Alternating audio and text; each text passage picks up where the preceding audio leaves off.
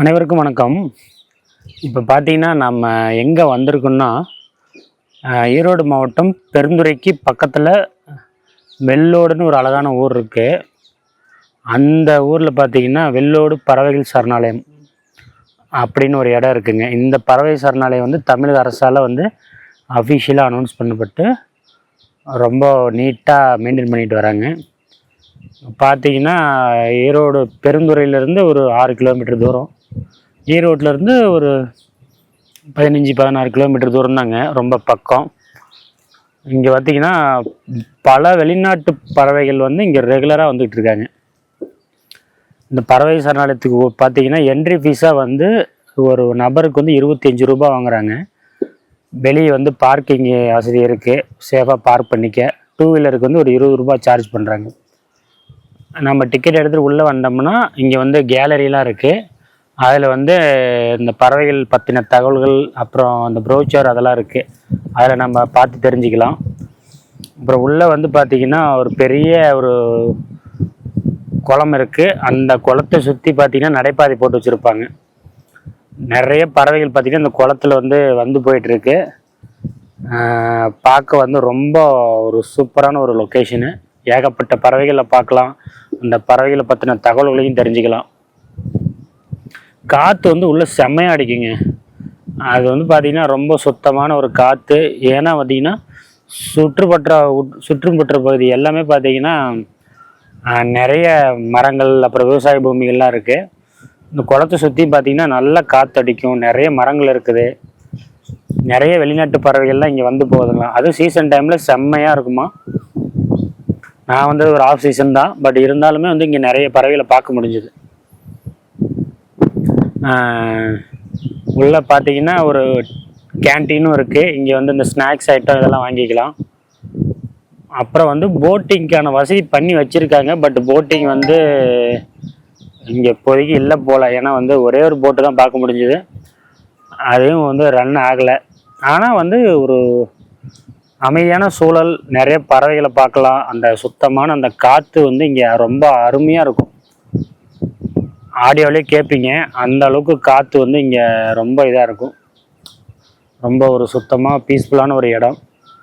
கண்டிப்பாக இந்த சுற்றுவட்டார பகுதி மக்கள், அதாவது ஈரோடு, திருப்பூர், இந்த பவானி சைடு, இவங்களுக்கு எல்லாமே ஒரு நல்ல ஒரு ஒர்த்தான ஸ்பாட்டு.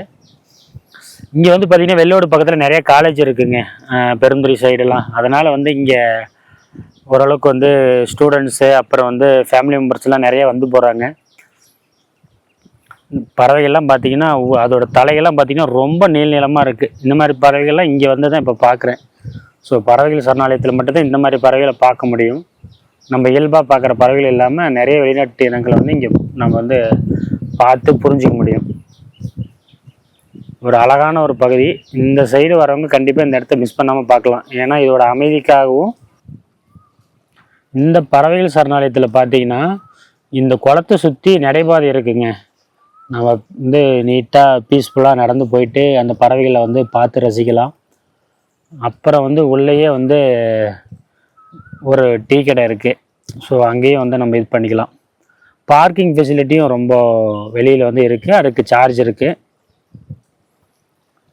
ஸோ அங்கங்கேயும் வந்து சுற்றி வந்து கண்காணிப்பு கேமரா எல்லாமே பாதுகாப்புக்காக பண்ணி வச்சுருக்காங்க. அதனால் வந்து எந்த ஒரு தயக்கமும் இல்லாமல் இங்கே வரலாம். ஃபேமிலி மெம்பர்ஸு, நிறைய ஸ்டூடெண்ட்ஸ் இங்கே பார்க்க முடிஞ்சுது. ஏன்னா பக்கத்தில் நிறைய காலேஜஸ் இருக்குதுங்க. அதனால் வந்து இங்கே நிறைய ஸ்டூடெண்ட்ஸ் வந்து போகிறாங்க. ஒரு ஒர்த்தான பிளேஸுங்க. இந்த லோக்கலில் இருக்கிறவங்க கண்டிப்பாக வந்து ஒரு நம்ம நாலேஜ் ரிலேட்டடாகவும் நல்லாயிருக்கும். ரொம்ப ஒரு அமைதியாக டைம் ஸ்பெண்ட் பண்ணுவோம். இது வந்து ஒரு நல்ல இடம்.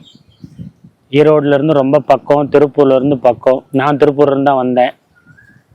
பெருந்துறை, பவானி, இந்த பக்கம் படுத்திட்டிங்கன்னா கரூர்காரங்க, காங்கேயம், இவங்க எல்லாமே. அப்புறம் சென்னிமலை. இந்த வெள்ளோட பக்கத்தில் வேறு பார்க்க என்ன இடம் இருக்குதுன்னு பார்த்தீங்கன்னா சென்னிமலை முருகன் கோவில் இருக்குது. அப்புறம் இந்தாண்டு பார்த்தீங்கன்னா பவானி சங்கமேஸ்வரர் கோவில். அப்புறம் இங்கே காங்கேயத்தில் பார்த்தீங்கன்னாலும் கோயில் இருக்குது. ஊத்துக்குழியில் ஒரு கோயில் இருக்குது, கதித்தமலை முருகன். ஸோ வந்து காங்கேயத்தில் சிவன்மலை, நிறைய பிளேசஸ் இருக்குது இங்கே சுற்றி பார்க்குறதுக்கு. அப்புறம் இந்த சுற்றுவட்டார பகுதி மக்களோட வாழ்க்கை முறையும் பார்க்கலாம். இது வந்து ஒரு நல்ல தொழில் வளம் மிகுந்த ஒரு ஏரியா. அதனால் வந்து அவங்கள பார்த்தீங்கன்னா ஒரு ரொம்ப ரிமோட்டான ஏரியா மாதிரி இருக்குது. அங்கே பார்த்தீங்கன்னா ஒரு பெரிய பங்களா இருக்கும். ஸோ வந்து தொழிலுக்கு வந்து இங்கே பேர் போன ஒரு ஊர். குளத்துல நிறைய மீன்களை பார்க்க முடியுது. எல்லாம் டைவ் அடிச்சிட்டு இருக்கு. ஸோ கண்டிப்பாக வந்து இந்த வெள்ளோடு வந்து நான் ஃபஸ்ட் டைம் தான் வந்தேன். என்னமோ நினச்சி வந்தேன், ஒரு சின்னப்பா இது மாதிரி தான் இருக்கும் அப்படின்னு நினச்சி வந்தேன். ஆனால் வந்து நல்ல ஒரு ஒர்த்தான பிளேஸாக இருக்குது.